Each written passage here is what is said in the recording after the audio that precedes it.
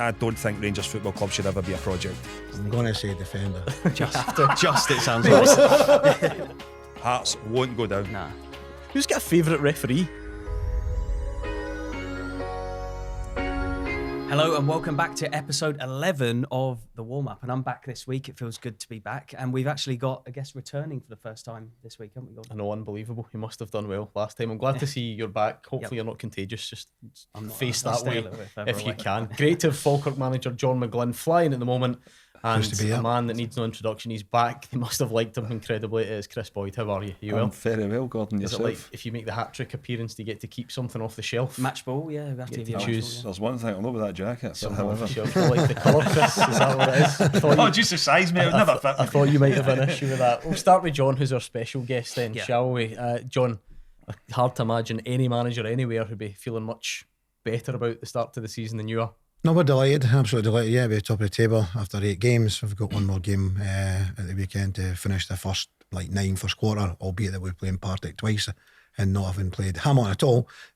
So 19 points in the bag right now. It's a good return from 8 games. The guys have really just picked up where they left off last season, and it's been at times great. How important was that winning mentality from last season, just to carry on? Yeah, huge, absolutely huge. That, and you see it quite a lot when teams are get promoted and they're used to winning, and that winning mentality is in the dressing room. They never say die, and the confidence that comes from it, even stepping up the level. So yeah, it's huge, absolutely huge.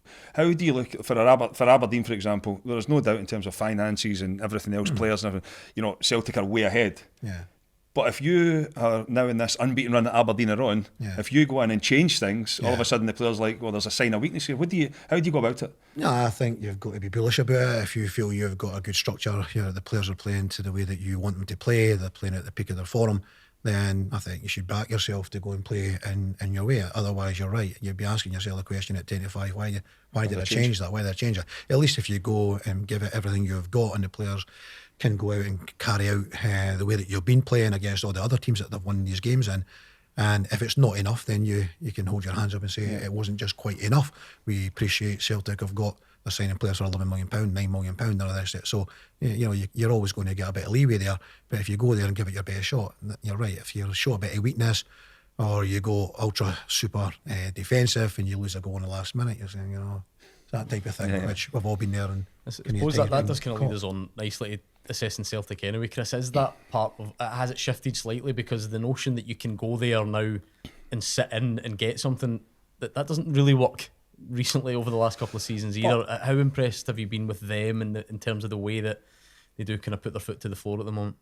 Well, I think domestically, when you look at Celtic, they're by far the best team in the league in terms of that structure they've got, and I think from behind the scenes as well, and that goes a long way, because we've seen teams in the past where they've had good teams on the pitch, but off field there might be something bubbling away in the background when it's just about to kick off, and all of a sudden that transpires onto the pitch. So I think Celtic right now are in a very good place off and on the pitch. And you look at the performances that they've shown. I mean, even at the weekend, it wasn't their best, but they go at the bench, they bring in, they brought on energy that was able to lift them and go and get the result. And, you look at it, I mean, again, we've just spoken about it domestically. It's very difficult for Brendan Rodgers to play this type of football, this style of football, but then even against the elite in Europe, change the whole thing, because all of a sudden he's selling this to the board of, we're getting in players to go and compete at this level. I want to get this type of player in. And if he goes and changes defensively and sits in, then all of a sudden, like, well, you're telling us this to compete at that level, but then you've changed it. Have you ever had that as a player, when a manager's just completely changed what you were supposed to be doing? And is that hard then to go out and play? See, this is where, for me, Walter Smith separated himself from anybody that I've been with, and anybody in the Scottish game for that matter, for me, because I mean, he knew on a Saturday he had an 11 or a 13, 14 at the time, whatever it may be, that could still go and win games of football, but change it during the week and still have a team that could compete in Europe as well. And I think we showed that over a period of time. People forget that when Paul Le Guen was in charge, and it wasn't great. There's no doubt. 18 months later, we played in the UEFA Cup final because of one man. Yeah, you had players there. He brought players to the team, but Walter Smith was the driving force behind that. And as I said, he had full trust on. I mean, I hardly played a European game, but he had full trust on me come the Saturday. And then come the midweek, it was. But you knew come the following week you were going to be back in. So you were able to program yourself from Saturday to Saturday, and then the other boys would program themselves from Tuesday, Wednesday, whatever it been, or Thursday nights, and their bodies were programmed for that. But again, it came down to a manager knowing exactly what it was and wasn't afraid come the Saturday to say, I'm going to play like this. 2 up front, get it forward, and we'll ask questions of the team defensively where we're going to sit off. But I think, and I might be wrong, but I think a lot of that came from his time at Scotland as well, because he realised I might have the best players in Scotland, but in terms of going toe to toe with teams in Europe, it was difficult. Had to find another way to get results, and that happened with Scotland as well. Did you notice that knowing look on John's face when Kris spoke about when Celtic go to the bench? Yeah. And what can happen? Absolutely. Exactly, yeah. I mean, Absolutely. you've obviously experienced That's it, what John. changed the game, wasn't it? How impressed have you been with what Celtic have done? You faced it, and as we kind of joked about, apart from Borussia Dortmund, you gave them a bit of a scare perhaps, but how impressed have you been? Yeah, it was nice they made 8 changes for that game. Give us a wee chance. Well, you scored 2 more goals against them than what they've conceded in the league this season. With double the amount of goals. You get a trophy for that. Music to my ears, Sam. There. I like that. Keep on saying things, Sam. I'm enjoying that. Yeah. No, very, very impressed. Obviously, domestically they've been flying. Brendan himself has said that's him in the best place they've ever been in. That he's in a Celtic team, and that for him, they were flying going into that game against St Johnstone. They scored 6 goals, and then next up is Borussia Dortmund. You would have been there thinking that they could go out and play exactly like that. But if you make errors, which is what they did, they made errors, and against that quality, they're going to punish you, and that's exactly what happens. And you come off a real sore one, and then how you recover away to Dingwall, away to Ross County on a Sunday, but they come up with the goods to win the game by finding a way to win, which is obviously key when you played in Europe, coming back out, going and playing again. So they're probably back on track. I think consistency over the whole season, they'll probably end up being the most consistent team, the squad that they've got. They can turn to the bench, as we've said, and every opportunity they'll buy again in January, which I would imagine that will probably be enough to see them win the league. Just the consistency, I think Rangers may drop points here and there in tricky little venues, maybe going to Tynecastle or going to Pittodrie. They're always difficult games at Pittodrie. So again, we'll see what happens when these games come along. John mentioned Rangers. This will be good, right? We'll just ask him how he would sum up Rangers' start to the season, and then the 3 of us can just go up the road. Leave that mic on. Yeah. He'll be here for the next 2.5 hours. I'll still be ranting this time next week. We'll see you the podcast next week. We'll see you next week. Go on. But if I was to ask you to condense it into, I don't know, a minute. I think domestically, I mean, there's no disgrace in going to Celtic Park and losing, because there's been better Rangers teams went across the city and lost. And you might go to Tynecastle and draw throughout the course of the season. I think when you go back to the start of the season, and the 0-0 through there, at the time you were saying, it's the first game of the season. I don't think anybody seen the run that we were expecting. Hearts going on that run that after that it wasn't expected. So looking at it, it was 2 points dropped obviously from Rangers because of the start to the season that Hearts have had. But I mean, I think from Rangers, listen, it's hard for me to sit here and in terms of it's a project. I don't think Rangers Football Club should ever be a project. That's just, I mean, you're when I grew up, it was a winning machine, and I think it's been difficult times recently, and you've got to give Celtic enormous credit for that. No, I mean, I think when you look at Rangers now, I mean, they have only lost that game. The biggest disappointment would obviously as well as the Champions League, the way that they went out of that, considering they had been away away from home and got a draw, and you think coming back home. But I think a lot of the negative, and this is what I'm saying regarding football clubs, with what's going on behind, a lot of Rangers' negativity this season has came from the having to play games at Hampden. That's just everything chucked into the pot, but that was one of the main reasons. As I said, it's how satisfactory have performance levels been? Because when it comes to Glasgow's big two, and we can, why, and budgets and expectation and all that sort of stuff, sometimes winning games is almost like the bare minimum, and then people look for more. Is there a level of sympathy there about new players and that sort of thing? Or? No, I mean, I think, Gordon, I'll be honest with you. I can go back to our time at Rangers, and was it pretty every week? No, but it was a case of winning games of football, and that's the exact same. I mean, John will sit here right now, and they've been on a fantastic run for a period of time. Not every single game would have been at the top level, But as long as you're winning, it doesn't matter, because you just want to win the next game, and then continue that run. Listen, if the performance is brilliant, by the way, you're all for that, because that means your training's been implemented. But at the start of the week, you start your thing. Do not lose a goal and go and score one. You've won the game of football. That's the basics. Rangers they've been winning games domestically, but you just kind of get the feeling. We speak about Aberdeen in terms of the run that they've got coming up. Rangers come back. They're away to Kilmarnock on the Astro, which will be a different game. They've got to go to Pittodrie. They've European games in there as well.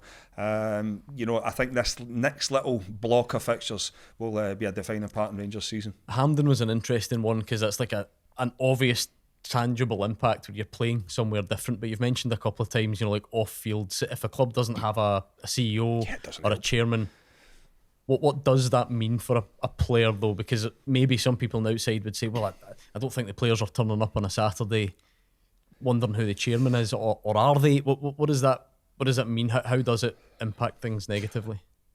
I don't think it has an impact on the players directly, but what it does is it has an impact on the manager, which then has an impact on the players. If you've got a manager who's going into press conferences who has to speak about board issues, and I mean, no manager wants to do it, but if you've no got anybody there to answer the questions, then the manager's the one that's left to answer them, because he's, they're doing 5-6 interviews every single week now. They're probably sick fed up of the sight of you, to be honest, Mr. Duncan. Well, but, they wouldn't be the only ones. But I think that the players directly, it won't have an impact, but when the manager's there and he's away speaking about other things, and that's not really his remit as such, it does have an impact on players. And I always think when you're losing games of football, when you're winning, nobody questions anything, because you just but when you start to lose games of football, there's not the performance levels, people start to dissect into a lot of things, and I've always said that winning games of football for the big two in Scotland, shall we say, just covers up everything. And how important is it to have like a starting 11 that you sort of know is going to be out on the pitch? Like you see it with Celtic, you sort of know, maybe with the exception of a midfielder here or there, who the 11's going to be. Yeah. For Rangers, it still seems like Clement is just trying to work out who his front three should be. Even at number 10, do they play over 10 or 3 in midfield? Or even the back four, you sometimes don't know who's going to be left back. There's question marks over right back. No, I agree. I think when you look at it, and there was a lot of changes over the summer, there's no doubt, but this has been one of Rangers' problems for a number of years now. I don't think that the recruitment policy, the players that have been brought in have strengthened the 11 as such. And it's always been a case of being brought into the group, and if they have a period of time where they might do well, then they find themselves in the 11, but ultimately somebody might replace them within a few weeks or whatever. So I don't think there's ever been, whereas Celtic, you look at it, they've went and signed Engels and he's straight in the team. He plays, even if you go back to Hatate or Rising Jack, he's straight in the team. There's no 3 or 4 weeks waiting, is there? They're signing players that make the 11 better, and ultimately the ones who have been in the 11 then become squad players. That's the only way that you can create a healthy squad, and a squad that's going to get better. And I don't see that at Rangers. I don't see it. As I said, we're now October, and I couldn't. I couldn't name Rangers' best 11 right now, and I don't think Philippe Clement can either, because hence the reason why he's changing players every single week. Let's take a look at one a bit further down, or a lot further down than people thought. John Hearts is a club that you know well, and then I suppose if you look at your time there to now, they've experienced pretty much everything. But even at that, are you surprised ultimately at their struggles at the start of the season? Well, the back of last season, where they were different class, then absolutely, a third place finish is what Hearts fans are looking for, and the kind of expectation level was for that to be started where they left off. So to see them sitting 2 points and having gotten a point, as Kris said, in the very first game of the season, for only now to pick up one more point, unfortunately, isn't good enough. I think everyone knows that. There's no hiding place from that, and such is the situation they find themselves now in, trying to find a new manager to try and get them going in the right direction. Maybe a little bit unlucky at the weekend. Liam Fox, I thought, did quite well. The team having coming back from Azerbaijan and playing Minsk to get them in a situation where they were in a winning situation until they got the players kind of sent off. So their first win in Azerbaijan. Do you think they can go on and have a bit of a run in Europe? Because domestically, obviously, it's not started well. Could they go into those games with a bit of a different mentality and think maybe we can progress to the next round? Now they've got that first win. I think they're capable of doing that, and hopefully that will maybe kickstart their league campaign. There's no doubt. I don't know exactly who they've got to play next in the league, but they need to start winning. It's nothing better than winning games to gain confidence, get a bit of belief. Like Jimmy Tillins came in at Aberdeen, I would imagine that's how the Hearts board are looking at the way that they're looking for a foreign manager. It would seem they've come out and saying kind of a short list of 7 or 8 players, managers I should say, and they want somebody to come in and put their stamp their authority on a system, a formation, a style that the Hearts fans are going to relate to, and it's going to bring wins, and that's really, really important. Yeah, because the fan base will expect quite a lot. They're obviously a big club, and they Huge. don't think they should be down there, I suppose. I mean, duty bound to say at time of recording they still don't have a manager, just in case they pluck one out of there very quickly. I don't think there'll be anything in any time soon either. I mean, I think that I don't know the latest regarding the whole Tony Bloom, but I'd imagine that would probably be rubber stamped in the next few weeks to months, or if it's a month for that. But he's going to have a big impact in the next manager, because I said if you're taking control of that side of the business, you don't want to put someone in there where, if you're then going to bring players to it, then a few months down the line, you're, well, this guy's not who I think is going to take this club forward when we're putting our players in as well. So I think there will be big changes at Hearts. I don't think they seen this coming in terms of the form that they've been in, but there's enough good players there. You've seen it at the weekend against Aberdeen, very unlucky off the back of a horrendous trip to Azerbaijan. They get the points, but I mean, the travelling as well, then you've got to travel to Aberdeen. It's not easy, but to put in the performance that they put in, and obviously having Grant sent off, it does do the team in hugely, because there was an opportunity for them to get something there. But again, when you're winning games, things go for you. When you're not winning games, things go against you. But Hearts will climb the table. Listen, you look at teams who have been in this position. Wait to hear Sam's stat that he's got for you. Oh, there's been teams in this position before that are struggling in that, but I would go for it then. I want you to do it because I can't remember it. So it's 5 teams that have been, after 8 games, have had 2 points in the history. Partick Thistle are one of them, yeah. Dundee United twice. Yeah. Hearts, yeah. And Livy. Well, 4 out of the 5. That was my last one. Was it? Okay, sorry, I gave it to you. So that's 5. Had them all.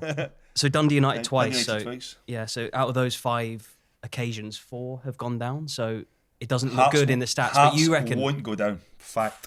You heard it first. There you go. I wouldn't disagree with them. Nah. It's a nice start. enough. It's a nice start, Hearts but I'm not sure. I don't see Hearts going down either. But do you not think that, again, the whole European thing, and this is what I sort of wanted to ask you both about Aberdeen, is they don't have Europe this season. They'll probably have it next season.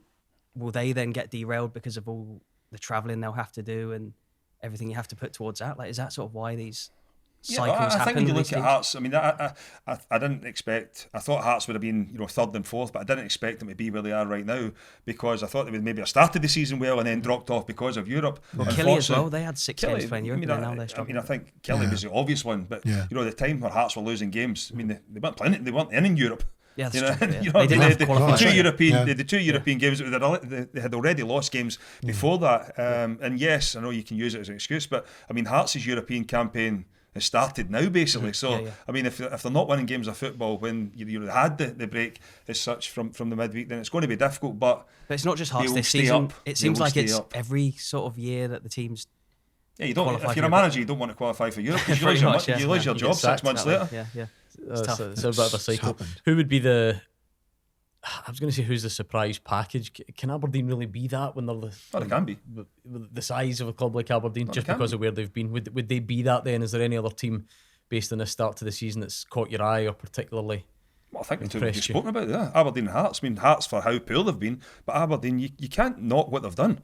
The start of the season they've had has been unbelievable. And, as I said a few weeks ago, I was looking at it saying, you're going to Dens Park, difficult game. You've got Hearts, at Pittodrie, difficult game. They've overcame that. There's no doubt, listen, going to Celtic Park will be their toughest challenge. But, I mean, when you look at, the table, there's Dundee United you could maybe throw in there in terms of started well. Promoted. Promoted, just coming up. I think they've done really well. There's a bit of confidence here as well, and Motherwell sitting above them, so I'm sure Stuart Kettlewell will be really happy with his start. See, as a promoted team, John, how difficult is the balance between just trying to lean into that momentum and that feel-good factor and keep the squad mostly the same, but then acknowledge the step up in level? So there must be a temptation as a manager. On one hand, you might want to keep all that continuity. On the other, you might want to add all these new players to cope with the step up in level. How difficult's the balance? Two different scenarios there. Could be more or less kept to our same squad. Jim's actually made quite a lot of changes, and he's tapped into his foreign players that he's been very good getting at Aberdeen previously and other clubs, and he's managed to bring them into Dundee United. And some of the guys who got them promoted are now kind of on the bench. And as Kris says, with regards to Celtic, then that's actually what you want. You want guys coming into your starting 11. And then the others, it's up to them to go on the bench and try and fight their way back in. So you've got to give Jim Goodwin a lot of credit for what he's done there. Yeah. I think on that as well. I mean, I don't know in terms of the way you've went about your recruitment as well. I mean, Falkirk, you'd probably looked at it, I thought you'd have looked at it and said, we are a championship club, at least I'm going to recruit for the championship, and I'm not recruiting League One players and hoping they get me out and then I need to go and rip it up. Where you've been able to take players on the journey, and that's, for me last year, I thought Dundee United, a lot of their players, they took them from, championship teams and recruited from there, and you're thinking, are they ready for this step up? But Jim's went and brought in the players, as we said there, that have came in have made an impact, and I think sometimes right way of doing it. It depends what your starting point is. Yeah, I think a lot of teams that get relegated, and no doubt there's cost cutting exercises there as well. But I think they go down and all of a sudden, can I get championship players that have won the league 2 or 3 times previous that can get me out of this division? But ultimately, they're not going to be any good when you get up there as well. If you've got 5 or 6 of them, then you're moving them on, then you're trying to move players on who have played a lot of minutes for you. So it can be difficult, but I always think and Dundee United should probably be in the same boat as Falkirk in terms of our recruitment for the Championship has got to be for the Premiership, because that's where we see ourselves. As Falkirk, they're a big club in League One, but we want to be in the Championship minimum. I've no doubt that's changed now as well in terms of we want to be in the Premiership, but it's difficult to go back-to-back promotions, but you have every chance now. I was just thinking when we were going back to Aberdeen though, how many nice things do you think you'd need to say about Aberdeen before their fans stop giving you a hard time? Is it Never impossible? I love it though, it's brilliant. I think that's something that's lost in football. I mean, you really talk about the best of the rest in the table, right? We obviously removed Celtic. Who's best of the rest in the giving Kris Boyd stick table? Is it Aberdeen? I'll be honest with you, I think Aberdeen hands down. I would say there's probably only about, me and James McFadden actually have this laughing joke, there's probably only, I would say, about 3 clubs that I go to in the Premiership that I don't. Kilmarnock one. So that doesn't count. Rangers another, and I'd probably say Hearts for whatever reason. The Hearts fans are usually okay with me. Dundee United must give you stick after Dundee the goals United, scored, Dundee, everyone else. Motherwell. It's quite lovable when you would actually when you get think, to know him. Yeah. I mean, Celtic, fine, fair enough, but I can understand why the rest. They've obviously a few goals scored past them over the season. Celtic, oh my days. Who would be this is like the earliest an award's ever been given out, I think, but who would be the standout player in the Premiership so far this season? Nicolas Kuhn. Manager, Jimmy Tilleen. So you're not going... Well, maybe our most improved Nicolas Kuhn, who was on. Chris Burke said he get most improved at the age of 38 or something when he was on here. Is there a bit of that, or is he still, to be honest, still out and out? That is an award you don't want as a kid, because that just means you were absolute rubbish the season before. I suppose you get that award, you're actually saying, "Can I just leave it? I don't want that." That's what I'm saying. So even at that, he's the outstanding player. You think, regardless of what he did last season. So he started a bit slowly, didn't he? Replacement for but Jota, I think even last season as well, like he might have started a bit slow, but there was still glimpses there where you thought to yourself, there might be something there. It was just like putting it all together as such. But I mean, this season, I think he's been outstanding. Do you think he's hit the Jota levels from when Jota was here? No, it's a high bar. No, I think Jota for a period of time was was top. So that's who they've been trying to replace, isn't it? They got Maeda on the left, they got Kyogo through the middle. There's plenty of the season left, like there is, to do that. Of course. He's hit the ground running, good. and if he continues that and gets better, confidence, the team's playing well, there's every chance. But I think even when you look at the goals and assists as well, I mean, he's taking part in the game as well. Yeah. It's not as if it's just like you're hoping for somebody, get the ball to him. He's maybe like a bit of magic and everything. I mean, even his work rate getting back and helping Alistair Johnston as well. I mean, he is. And it's him who changed the game against Falkirk, wasn't it? Absolutely. Of course, they killed us, yeah. Do you know what I think you should do, right? This is like old man trying to talk your language. You're the YouTube expert. You should tell people to comment and see if they agree or disagree with Kris or Nicolas Kuhn. I like that, yeah. Who's been the player of the season? Let us know in the comments below. See if I'm getting used to this. Yeah. I like the... Do you need to point down? No, you can do it if you want. Yeah, it's a bit old school. And also, you could add in there, should he have been yellow carded for his celebration? Oh, he's not letting that go. Definitely not. Still honestly rumbling on about the red card that should have been. Listen, maybe. My good friend Willie Collum, I'll put you in can touch ask with him. him, Okay. and we can iron that one out. Eh? How do you know I've spoken to him? I know you've spoken to him. Listen, Some exclusives here. You have to go through me to get to him now. His agent. It's one of those ones where I phoned him, you're sitting his next to him on the PA. couch. I know you've spoken to him. Don't you Not worry. me, not me. Don't you worry about Not that. me, not But yeah, anyone watching, player of the season so far. You're saying Kuhn, John. Who do you I reckon? follow that as well. Kuhn Yeah. as well. Yeah. John, what about the Championship? We'll make it interesting. I don't know who's the Falkirk have had loads of good players. Who's anyone else in the league that's you think's had a particularly good start to the season? One that you come up against? Well, Ayr have had a good start. They've been up there. Anton Dowds might aye, have it's been a that. blow for- That's it's a my blow. one right there. Look. Yeah, Would that's he- a would blow. he have been at Anton Downs, Anton injury Downs, miss. He's been yeah. at pre-injury. There we go. Yeah, he was doing really well. Him and George Oakley up front, handful, two strong runners, big boys. They were playing a little bit more direct earlier in the season. I think having lost Anton Dowds, they're playing a little bit more now. Big loss for him, Anton Dowds. He was doing particularly well, getting goals, and a good lad actually. So yeah, we played Livingston the other night. That was quite a difficult game. I don't see them disappearing anytime quickly. We go to Partick on Saturday at Fairhouse, so again it's going to be a difficult game there. I think they had ambitions to win this league, and there's plenty of games left for them to still get up there. So I see them. Hopefully we can do it at the weekend. That would finish, I say, a really good 9 games for us. But then Wraith might come strong. You know, they've got a new manager in, and they may pick up. I think pundits, everyone along has said there's no a Hibs or a Hearts or a Kilmarnock or a Dundee United or a Dundee in the league. There's a Falkirk. Well, yeah, and 6,700 against Ayr and 5,700 on Tuesday night. Yeah, how What good are are the you fans? taking Saturday? I mean, Thistle will have 3.5, won't they? They might have round about that. Yeah, I think we'd be nearer to 1,000. Who would take there? Yeah, we'd take Yeah, the 1,000. fans have been great, haven't they? When They've I've been fantastic, yeah. to see Falkirk. recently. But yeah, they've been amazing, absolutely amazing. They've backed us so much. How do we word this without insulting anyone? I think there is maybe is there a preconception here that, let's say, managers over 50 don't want to play that way, and that's a young guy thing. You know, do we fall into that trap here? Well, that's what I'm saying though. Do we generalise here? And we think Maybe. that He's only 49. Maybe. I was panicking, right? I was trying to pick a number in my head that But he's viewed as over 50, John. Seriously, he's 49. I thought it was safe. I've been thinking about that for the last 3 minutes, trying to pick the right number. But do you know what I mean? never coming Do you think that is Stereotypes type thing, yeah. Exactly, that's what I mean, yeah. Yeah, well, I think I've kind of hit that on the head. I would like to think, you know, because I think we play a very entertaining game of football. I think we play a very modern style of football. And the crowds are up. I think that's what tells you everything. Are these philosophies quite rare in Scottish football generally below the Premiership? Like, are there many teams that play the way that Falkirk play in the Championship League 1, League 2?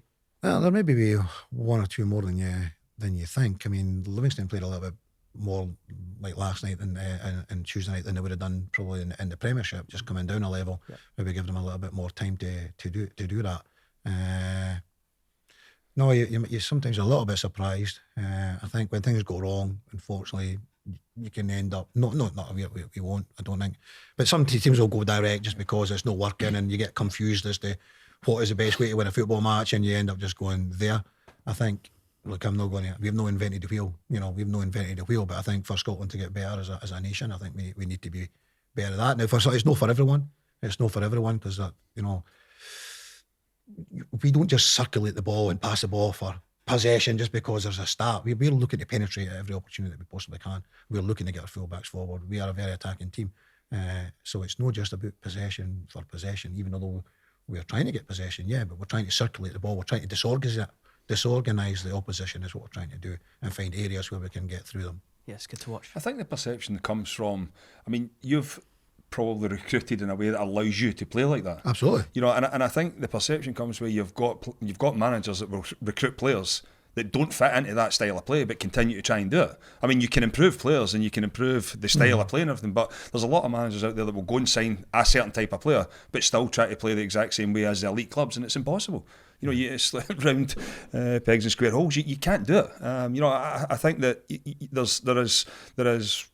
You know, there's been managers out there, coaches out there that want to play in a certain way, but the reality is you need to win games of football. You're not going to be the manager, so you need to find a way to do it. But when you continuously try to get results by doing the same thing, that's when, you know, why are you splitting and getting on the, you know, why is your goalie rolling? You're losing goals from playing out for the back, and all of a sudden, you know, you might have players further forward the pitch. You've got midfielders that are no showing for the ball, but you're ramming it into them anyway. Your players have got to be coached. Yeah. The players have got to realise that there is this philosophy, this way we want to play will help us if you buy into it. Whereas if you're just and I mean, I don't know, as I said, I've never seen your training, but I'd imagine it'll be repetition to actually get to a level of the confident on it. Whereas if we want to play like this or we want to press, but you don't go and show the players how they're going to do it, the players will be like, well, they switch off. Yeah. We work on a picture against 1,000 words, so that's how the analysis comes in. We pitch up against 1,000 words. We're not necessarily just got to talk. We show, and then we go out in the pitch and we do it and we go over things. And so everyone knows their roles in the job. And I didn't need to really, as much as I can do, I don't need to shout at them for like 90 minutes. It's too late. We've done the work Monday to Friday or whatever. And we recruit the players that are going to fit in. We're going to have to get players at the back who can play, but also be able to defend. They've got to have physicality, otherwise they'll get knocked about and you'll lose goals. So they've got to be able to use the ball. As Kris says, we've got Brad Spencer, John Spencer's the boy. He's an amazing football player. He'll take the ball all day long. Dylan Tate beside him, who both players, we are at Wraith Rovers coming through. Aidan Nisbet's done 13k, so he was off for a good few weeks injured. Come back to 13k against Ayr United and 13k on Tuesday night. Just got an amazing engine, but he's a right good football player as well. You're laughing. Is that a season's total? 26k, I've not done that in my career. It's obviously the international break, but some big fixtures to look through in the lower leagues as well. I think obviously League One's extremely tight. John will know, having left it behind, but Celtic 6 Hearts points up there at between the top. first and ninth. Yes, Look at that. it's that's quite something, isn't it? It's Steny, they obviously won the league last season, and like you were saying about continuing that form, they're now up into second. You get to October and nearly every team will still think they could win the league. It's a strange table, isn't it? Yeah, it is, but I mean, I think Dumbarton are obviously sitting near the bottom, but they've drew a lot of games. They just can't win a game, basically. And it's Inverness have obviously got their troubles there, but I mean, I don't want to sound disrespectful to the league, but if you go back, I mean, Queen of the South, Cove and Inverness are the three full-time teams as well, and they're struggling. I mean, I know Queen of the South are only a point off the top, but they're not at the level, where the teams that you came up against, Dunfermline and Airdrie, Hamilton's, yourselves, they've had big full-time teams in that division. I mean, obviously everybody thought Inverness were going to go down and probably come straight back up if they'd got everything sorted, but they're in a bit of trouble right now. But when you look at that, it has opened the door for some of the part-time teams now. Absolutely, and the law believe it. They'll all be saying this is our year. This is a great opportunity for us to get up into the championship. Alloa's not so long been in the championship. They were there not so long ago, and also Queen of the South. So they'll be. But then Arbroath have just come down. They've just come down. They'll want to get back up. A lot of transition there, a lot of change. But now David Gold in charge with Lord Hamilton, two players, current players as well. So, I always believe, a bit like Airdrie with Rhys McCabe and Calvin Dice, you've got two players on the pitch that you've only really got 90 to worry about after that, because they two are going to be putting everything in. Although I think the lad Hamilton's injured right now, but you're not just the team you're going about the door. In terms of League Two, the story I love is Alan Troughton. What is he, 38? I think absolutely banging them in for fun. Player of the month as well. Yeah, 16 between. Near than Austin, yeah. Really impressive, isn't it?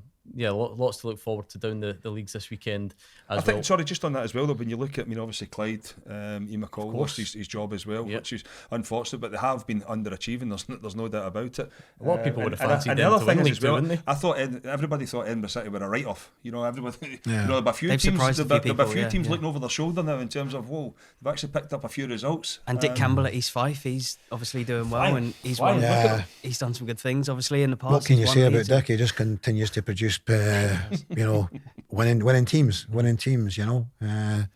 He's a master at it, absolutely. To go in there for where they were, I'm sure everyone at East Fife's absolutely delighted with where they are right now. Bit of a local rivalry, Edinburgh City, the Spartans this weekend. Easily Of course, it popped is international break, hence why we don't have so many fixtures. Kris, Scotland, where are they at? Because it's difficult opposition, which would be difficult with a full team. There's not anywhere close to resembling a full team available, and yet there's a level of pressure on to get something because results haven't been good. There's always going to be a level of pressure on. I mean, there's a level of pressure on every game, but if you're an international player, and I think because of the level that Scotland have been at in recent times. But, and I know there's a few grumblings going on about, Stevie Clark and everything, but you've got to have a sense of realism here. There might be a few players missing, but where were we before Stevie Clark took over? We've been to back-to-back Euros. promotion to the Nations League top pot as well. And yeah, it's going to be difficult, but I think he's been quite clear on it. John's probably the exact same, as me. The only way you get better is playing against better opposition. You learn more things. You pick up the tricks of the trade and how they are able to go and get results. And it might be even like the dark arts of the game as well. But the elite level are very good at it. And if that helps us in the long run, then so be it. Because yes, there is a lot of negativity, and there's been a long time since Scotland won a game of football. But the bigger picture is we've got qualifying for the World Cup coming up, and people might say, in terms of Stevie Clarke, it's not good at this moment in time, depending on results. But you've still got players turning up for camps. You've still got players turning up with a smile on their faces, and that wasn't always the case. This group of players can still sense and smell there's a little opportunity there of getting to a World Cup because of them. It's been back-to-back Euros. Can they go and back that up? I think there's a few. John McGlynn would be the obvious one missing. But you can add that Angus Gunn, and then the ones that have become. Gordon, I said that a few weeks ago as well. I totally understood the whole thing with Craig Gordon not going to, because Angus Gunn was our number one going in the summer, and when you've got an experienced goalkeeper that has got the caps that Craig Gordon has got, he would be expecting to play. And sometimes when you go and you're, and I'm not suggesting for 1 minute that Craig would have been a bad egg within the group, but when you've got that experience and that know-how and everything else that comes with it, you would be expecting to play. And I said it, a couple of weeks ago there, that for me, Angus Gunn's form has not been great, club level or international level. It might have been time just to take him out of the spotlight for the better of for him going forward for the future, and put Craig back in goals, because John's worked for him for a number of years. In terms of he missed a large chunk of his career through injury. He might be 41, but he's had a few years where he's it's been rehab and getting back, and it's not had the impact on his body. So in terms of, he might be a 41-year-old at age, but in terms of his physique and what he's done, he might only be 35, 36 because he's missed that large chunk. Craig Gordon's still got a lot of football left in him, and if he's given the nod between the sticks, come the weekend and next week, he won't let the country down, and he's shown for a number of years a top class goalkeeper. What do you remember about young Craig Gordon, John? Because you were there right at the start, and he's now, I do feel a bit sorry, he's now permanently referred to as 41-year-old Craig Gordon. But what do you remember about those early days? He was a skinny wee boy, actually. Sort of 15, 16. I was like 16's coach and 18's coach, and when he was coming through, there was, not necessarily myself, but there was a doubt because he was actually so small, and he was like that. I mean, big quiet boy. Well, he's a big quiet boy now. He used to, and even when he got in, he was actually late into the under-21 season before he actually got into the Scotland setup. He was never in the Victory Shield, the schoolboy competition. He was never in the under-16s or the 18 Scotland squads. And it was only at the end of the under-21s, and Derek Souter was the sort of Scotland under-21 goalkeeper, and it was very late. And obviously Alan McGregor was the same age as Craig, with regards to that. So Craig never really got enough of opportunities at the international level until it was very late in the 21s, probably his third year actually at 21. But he was also a remarkable goalkeeper. He actually shot up. He was a late developer, and so he will actually be quite young-ish even for 41, and missing so much football. He was a kind of late developer. He had carrying no weight whatsoever. When he came in and he was getting body fat as a young boy, they were like, there's nothing to him, and obviously over the years he's obviously got a lot stronger, and early when he came in, he could hardly kick the ball at any length because he was so frail, to be honest with you. It's like my Dom Thomas goal of the month. That's like you. The ability as a goalkeeper was always there, and he's a great character. Hearts daft. He's a Hearts fan as a young boy. So he was Tynecastle Boys Club, was that where he came through? Yeah, I think you're probably right. I think you're right. I think you're right with regards to that. Yeah, I think there's one thing to take from that though. If you take and you listen, there was doubts over him at 15-year-old, doubts that, because he was too small. And all of a sudden you look at him now, 6'4", 6'5", maybe. No, exactly. And we, as a nation, are now releasing kids at 7 and 8 from professional clubs because they're deemed not good enough. Well, Robertson was released from Celtic for being too small, and then he goes to Queen's Park and works his way But up. how can you, again, and I know it's probably a different topic altogether, but we're releasing kids at 8, 9-year-old and giving them that setback, and all of a sudden you're losing it in the game. When we have, John has just spoken there about arguably, he would be in the top 5 best goalkeepers that this country's ever produced. And there was doubts over him at 15. It's crazy. He was the Premier League's record goalkeeper signing. When he went, save of the season and all that stuff. Yeah, save of the season as well. No, he's an amazing goalkeeper. He's a great character as well. Bolton. Oh, and Come But on, that's better English be right. football. I thought it was I Hull. hope it Yeah, is. I know. Anyway, That's a good shout. well, hopefully it's a productive international break for Scotland. Right, time for the Rondo. You are off the hook. You've done this before. That is the beauty of coming back for a second appearance. You're off the hook. No one wants to hear your quick fire questions again. Basically, I think is what to take from this. Or we could only be bothered writing one set. I don't know. You can read into that whatever you want. You want to do John McGlynn? Shall I? Give you the honour since Let's you do missed it. it Yeah, last yeah, week. yeah. Come I'll on. do the honours. Bounce So back. the Rondo. Have you been briefed on the Rondo? You know what it is. Quick fire Quick questions. That's all you need to know. So On what? we'll see. What were some of yours? I can't remember what some of yours were. The best takeaway you've Something to ever do had. with his mattress. Oh yeah, of Best course, of takeaway course. you've ever had. Just a bit of fun, basically. So we'll firstly go with: is Tom Lang a better defender or model? Wow. Let's see what you've done there. I'm going to say defender. Just it sounds like. But he wasn't sure there, was he? Tom likes his modelling. Muscle as well. Wow. Look at that. How many baseball caps do you own? Because we know you like to sport a nice baseball cap. I've on got that. about 5 or 6. I'm disappointed you Falkirk didn't wear ones. one today, to be honest. I've got about 5 or 6 Falkirk ones. And Just I must on have rotation? I'll have about 10. 10, nice. Aye. Okay. Is there any other? Like you say you got a You few Falkirk superstitious? ones, Like if you get a good win with one hat, you need to keep that on? No, or no, really, no. just a rotation. No, really. rotate, Just a okay. bit of rotation, aye. Well, it'd been well done then if he just kept the one I was on going to his say, head. actually, Aye. needs one wins every week. So let me think about this one. So Wagon Wheel by Darius Rucker. Yeah, Is that how you Big pronounce it? Falkirk, Yeah. Yeah. Or Chocolate Wagon Wheels? What do you prefer? Wagon Show by Darius. It's got Rucker. Is that That's a tune, is to be that fair. the That's tune the in the- tune. That's the Do you tune. put that on in Basically- the dressing room before every game? No, not necessarily. No, it would go on more or less after wins, and as the kind of the league Okay. was won, it was rampant. Aye, it was, But you're keeping that until maybe later on this They'll season. be when fed you- up of it then Maybe, because aye. they They got fed up over the summer, aye. Because Fair they win enough. every week. Just It's a get good stuck song in that though. Yeah, You it was like a great that? You're a song, fan? aye. Never heard that, have It was you? a great song. No, Heard it. never heard Put it. it on No. a one and I never heard it at Falkirk. It's good. Don't show you you worry. I later. think I've lost it. So Callum Morrison's last minute winner against Montrose or Brad Spence's last minute penalty against Alloa? Which was Nah, that was a bit nerve wracking, that last minute penalty against Alloa. because Yeah. one was to win you the league, one was to Invincible. make you invincible. Is that right? Sure about that because we won 7-0 against Montrose. There's no pressure that day then. is By there? the way, he's got to be So- unhappy as well because you've not given him the mention. Morrison, he's just back as well. Yeah. No, he is just back. Aye, he is just back. He's had a hard Give him time all a mention. with illness and his knee. A couple of things going on with Callum that's kept him out. So should we choose him just for? Yeah. Give give him him some the odds, nod. yeah. He's got it. And so the last question for you, which we ask pretty much everybody, who's the biggest name in your phone book? I think we asked you this, didn't we? Well, would Brendan Rodgers be big enough? I knew it was going to be Brendan Rodgers. You give him the big build up, so it has to be. Has to I be think Brendan. happy with that. Nice. Happy with Right, those okay. answers, yeah? And by the way, just to let you know, you might not have me, but I've got yous. Oh no! I was wondering what was in that. he's got the biggest notebook of all time. I wondered what was in there. Go on. Both of us. Okay. Yeah. Well, it's, Together or individually? no, it's one question. I each. thought okay. we knew Oh, everything about bloody this show. hell, This look is at a real. this. my This is a palms are- curveball. my palms are Best sweating. guest you've had so far, Sam. I don't know. What? Well, Hurry up. I'm Quick doing fire. a yeah. Go either Graham Souness or Martin O'Neill. Okay. Graham Souness Graham battered you before we He came did. on air. He didn't did. he? But I like that. I Brilliant. like taking. Stuart Kettlewell or Stuart McCall? Which Stuart is better? Oh, that is devastating.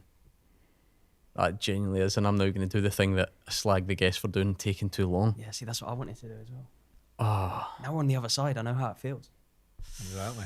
It's horrible. I'll go. You always go for the current man. I loved Stuart McCall as well. It was the shorts and the Puma See, this is Kings at the moment where, come on, it's quick I fire. know, It's quick I know. fire. Come on, it's quick Sounds fire. like it's McCall, really. You just don't want to say it because because he's going to go because he's going to win the League Cup this season. Let's go Stuart Kettlewell. Hope Stuart McCall's not watching. This I'm sorry, could Stuart. I love you. apply to both of you, but it's for Sam. How long does it take to do your hair in the morning? Oh, he's much longer than quick, mine. mate. Like No chance. 30 seconds. Is it? Yeah. I'd like to see that down. No, Oh, you wouldn't. nah. Nah. I like it, mate. It's just get it up out the way. Hairdryer. But David hair dry Turnbull beforehand, or Lennon Miller? this is brutal. You'll go with the current, surely. Yeah, I'll go current on that. I like David Turnbull's goals. Oh, so many good goals. Oh, just like Can I them have both. I don't know, Lennon Miller, whatever. him the I'm sick of this. This is a stupid game. Sam, Yeah. what is your weirdest football adventure? That could be the weekend. Could be. Yeah. Campbelltown Pupils this weekend. That'll be a weird one. But I'd say flying to Mexico for a day because I bought random football shirt, and it was a Mexican shirt. One day. I went to Mexico for a day. Yeah, it was a football shirt, like online auction, and I had to just What's wrong buy with this one guy? at random. And it was a Club America shirt, so it took me 5 days in all to fly from London to Mexico, spend a day there, get back. What's wrong with this guy? Just wait till your weirdest Did that. adventure will be on his farm. Both of you, Kris Boyd or Chris Sutton? Chris Sutton. Yeah, I'll say Kris Sutton. Oh, my days, man. English. Is it just because I'm sitting here? I've got to stick with my English. Right, and here we go. This one will get you. Your best friend Wally has retired. Who's your favourite referee? Who's got a favourite referee? Well, that's the question. I'd say the only one I've interviewed, Don Robertson. It's the only one I can say, just because I've met him and spoke to him when he called off the Dundee. 'Cause that's the only reason refs can get interviewed, right? Is if they call off a game. That's the only time they do the media. I think People have a favourite ref. You want me to ask my favourite ref? It's got to be one who's given Motherwell a penalty. That's the or- question, mate. I mean, it's usually any of the guff Motherwell that fans? You ask us, so we're asking you now. That's a good. Any of the Motherwell fans? Any Motherwell? Comment below on which team you think the referees support. No, I'm only kidding. That'll get some good engagement. I'll go Nick Walsh. Based on absolutely nothing. Because Based on same hairstyles. Okay, let's move on. okay, I think that brings us to a close. Kris Boyd back for the second and final Thanks, mate. time, judging by today's performance, I bet think. But we'll He'll be never back. know. We'll see if we see him again. John McGlynn absolutely flying. It was nice of him to take time out his busy winning schedule to join us on the warm-up. You happy with that? Yep, if everyone can just leave that comment, who do you think has been the player of the season so far? And we'll see you all next week. See you next time.